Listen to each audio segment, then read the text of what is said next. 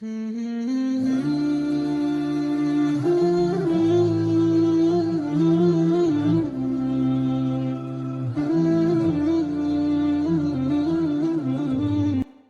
اللہ الرحمن الرحیم۔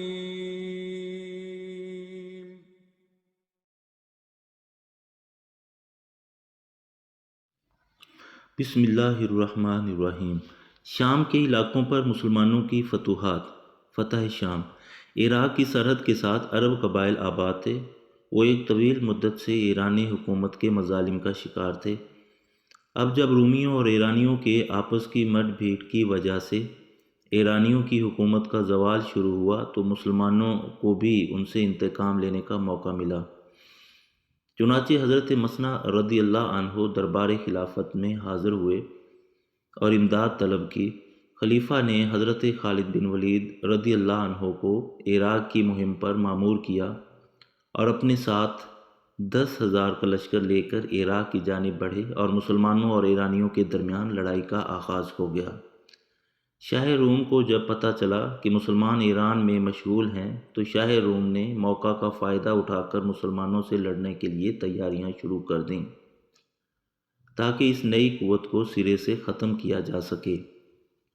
رومیوں کی جنگی تیاریوں کی وجہ سے مدینہ کو مستقل خطرہ لاحق ہو گیا۔ حضرت ابوبکر صدیق رضی اللہ عنہ کو جب اس بات کا علم ہوا تو انہوں نے حضرت خالد بن ولید رضی اللہ عنہ کو شام کی سرحد کی حفاظت کے لیے مامور کیا۔ انہوں نے وادی تیمہ میں اپنا کیمپ لگایا۔ رومیوں نے جب سرحد پر مسلمانوں کی فوج دیکھی تو وہ بھی سرحد کے قریب جمع ہو گئے اور جنگ ہو گئی۔ رومی تعداد میں اور طاقت میں زیادہ تھے۔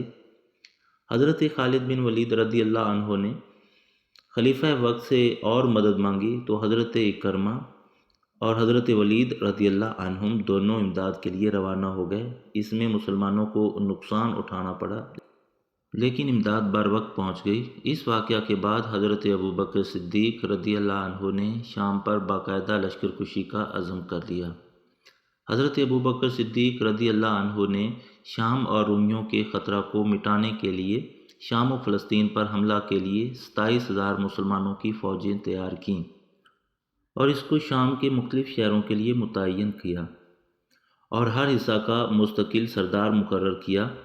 ان افواج میں اردن کے لیے حضرت شرجیل رضی اللہ عنہ اور دمشق کے لیے حضرت یزید بن ابی سفیان رضی اللہ عنہ، حمص کے لیے حضرت ابو عبیدہ بن الجراح اور فلسطین کے لیے حضرت عمرو بن العاص رضی اللہ عنہ تھے۔ اسلامی افواج کے چاروں سردار اپنی اپنی فوج کو لے کر شام کی طرف روانہ ہو گئے۔ حضرت ابو عبیدہ رضی اللہ عنہ نے جاہیہ پر، حضرت یزید بن ابی سفیان رضی اللہ عنہ نے بلقا پر، حضرت شرجیل رضی اللہ عنہ نے بصرہ پر اور حضرت عمرو بن العاص رضی اللہ عنہ نے عربہ پر پہنچ کر اپنا مورچہ قائم کیا۔ جب شامیوں اور رومیوں کو معلوم ہوا کہ مسلمانوں نے ان کے ملک کو گھیر لیا ہے تو وہ بہت پریشان ہوئے اور اپنے بادشاہ ہرقل قیصر روم سے مدد مانگی۔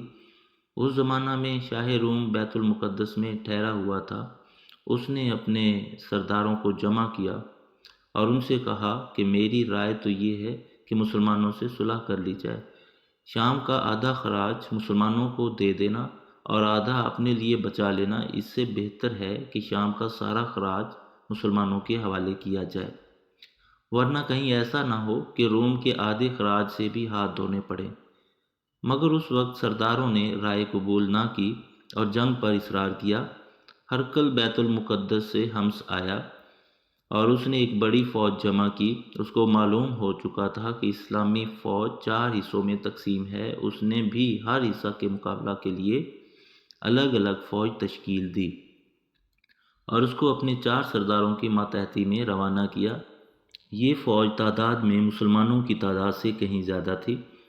ہرقل کا بھائی تزراق 90,000 فوج کے ساتھ حضرت عمرو بن العاص رضی اللہ عنہ کے مقابلہ کے لیے، جریر بن تودر 50,000 فوج کے ساتھ حضرت یزید رضی اللہ عنہ کے مقابلہ کے لیے، کیکار بن نستوس 60,000 کی فوج کے ساتھ حضرت ابو عبیدہ رضی اللہ عنہ کے مقابلہ کے لیے، جبکہ مسلمانوں کو معلوم ہوا کہ ان کی فوج کے ہر حصے کے مقابلے میں ان سے کہیں زیادہ رومی فوج آ رہی ہے اور دشمن یہ چاہتا ہے کہ مسلمانوں کو الگ الگ پیس ڈالا جائے، تو انہوں نے حضرت عمر بن العاص رضی اللہ عنہ سے مشورہ طلب کیا۔ انہوں نے کہا، میری رائے یہ ہے کہ ہم سب کو یکجا ہو جانا چاہیے، دوسری صورت میں ہم تعداد کی کمی کی وجہ سے ہرگز مغلوب نہ ہو سکیں گے۔ سب نے ان کے مشورے کو پسند کیا اور دربار خلافت سے اجازت طلب کی۔ حضرت ابوبکر صدیق رضی اللہ عنہ نے اجازت دے دی اور یہ بھی لکھ بھیجا کہ مسلمان تعداد کی کمی کے سبب کبھی مغلوب نہیں ہو سکتے، البتہ اگر وہ گناہوں میں گر گئے تو مغلوب ہو جائیں گے، لہٰذا انہیں گناہوں سے بچنا چاہیے۔ ہرقل کو جب معلوم ہوا تو اس نے اپنی فوج بھی یکجا کر لی اور وادی یرموک کے کنارے مقام واقوسہ میں اپنا مورچہ جما لیا، اور مسلمانوں کی افواج بھی آ کر جمع ہو گئیں۔ رومیوں کی پوزیشن مضبوط تھی کیونکہ ان کے سامنے دریا اور پس پشت پہاڑ اور ان کی تعداد بھی زیادہ تھی، لہٰذا مسلمانوں نے خلیفہ سے مدد کے لیے درخواست کی۔ خلیفہ کی طرف سے حضرت خالد بن ولید رضی اللہ عنہ کو حکم ہوا کہ وہ عراق سے شام روانہ ہو جائیں۔ حضرت خالد بن ولید رضی اللہ عنہ نے حضرت مثنہ ابن حارثہ رضی اللہ عنہ کو عراق میں اپنا قائم مقام بنا دیا اور 10,000 فوج لے کر تیزی سے یرموک کی طرف روانہ ہو گئے۔ راستے میں اپنی تلوار کے جوہر بھی دکھاتے رہے، چنانچہ راستے میں عرق نے صلح کی، تدمر پہنچے تو انہوں نے صلح کی، کریتین کے لوگوں کو مغلوب کیا، پھر غوطہ کو فتح کیا، پھر بصرہ پہنچے تو وہاں کے لوگوں سے مقابلہ کیا اور انہوں نے بھی صلح کر لی۔ بصرہ شام کا پہلا شہر ہے جو حضرت خالد بن ولید رضی اللہ عنہ کے ہاتھوں فتح ہوا۔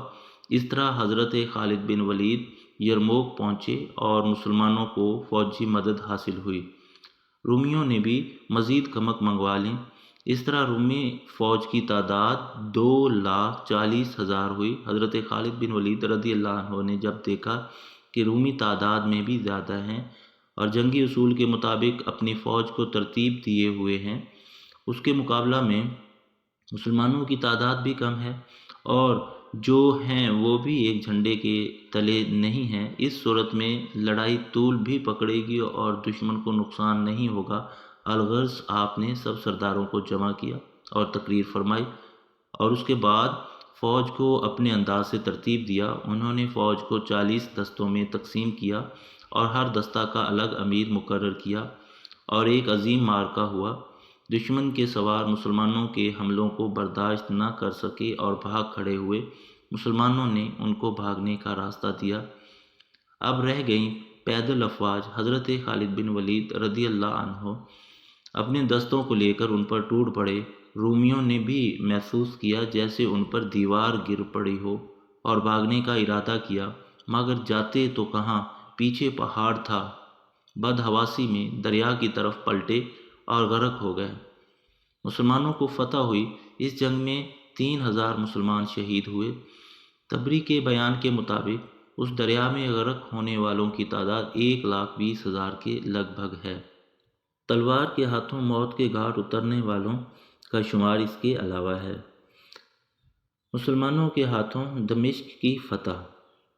حضرت ابوبکر صدیق رضی اللہ عنہ کی وفات کے بعد 635 میں حضرت عمر رضی اللہ عنہ مسلمانوں کے خلیفہ مقرر ہوئے۔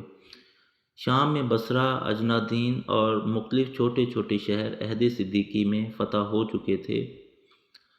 جب حضرت عمر رضی اللہ عنہ خلیفہ بنے تو اس وقت دمشق کا محاصرہ جاری تھا۔ شاہ روم نے دمشق کی حفاظت کے لیے ایک بڑا لشکر روانہ کیا تھا، لیکن مسلمانوں نے اس کو راستے سے ہی مار بھگایا اور شہر کے آنے جانے کے راستے بند کر دیے۔ 70 دن کے مسلسل محاصرہ کے بعد دمشق فتح ہوا۔ مسلمانوں کے ہاتھوں اردن کی فتح۔ دمشق کی فتح کے بعد مسلمانوں کی افواج نے اردن کا رخ کیا۔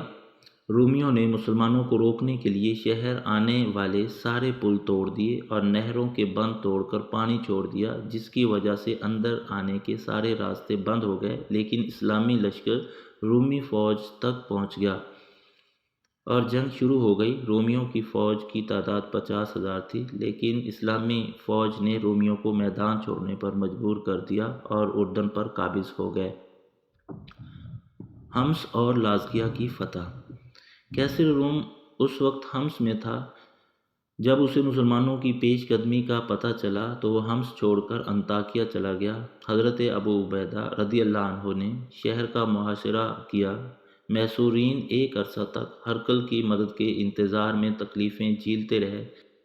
جب انہیں اس طرف سے مایوسی ہو گئی تو حضرت ابو عبیدہ رضی اللہ عنہ کے پاس دمشق کی شرائط پر صلح کر لی۔ اس کے بعد حمص کے اطراف کے تمام شہر فتح کر لیے گئے۔ اس کے بعد مسلمان لازکیہ کی طرف بڑھے۔ لازکیہ حلب کے مضافات میں ہے۔ اہل حازکیہ مقابلہ کے لیے نکلے اور شکست کھا کر بھاگ نکلے۔ پھر مسلمانوں سے امان طلب کی اور واپسی کی اجازت چاہی۔ حضرت ابو عبیدہ رضی اللہ عنہ نے اجازت دے دی۔ انطاکیہ کی فتح۔ دمشق کی شکست کے بعد شاہ روم انطاکیہ میں مقیم تھا کہ اسے ان مسلسل شکستوں کی خبر پہنچی۔ وہ ملک شام سے مایوس ہو گئے اور قسطنطنیہ کا عزم کیا۔ فتح حلب کے بعد حضرت ابو عبیدہ رضی اللہ عنہ انطاکیہ کی طرف بڑھے۔ انطاکیہ کیسر روم کا دارالسلطنت تھا۔ دیگر مفتوحہ علاقوں سے عیسائی یہیں آ کر آباد ہوئے تھے۔ یہ شہر اپنی جغرافیائی حیثیت اور سیاسی اہمیت کے لحاظ سے خاص طور پر ممتاز تھا۔ جب مسلمان انطاکیہ کے قریب پہنچے تو عیسائیوں کی ایک جماعت نے شہر سے نکل کر مسلمانوں پر حملہ کیا، مگر شکست کھا کر پھر شہر میں گھس گئیں اور شہر کے دروازے بند کر دیے گئے۔ مسلمانوں کی فوج نے شہر کا چاروں طرف سے محاصرہ کر لیا۔ کچھ مدت محاصرہ کے بعد انطاکیہ والوں نے صلح کی درخواست کی اور حضرت ابو عبیدہ رضی اللہ عنہ نے اس درخواست کو قبول کیا اور انطاکیہ فتح ہو گیا۔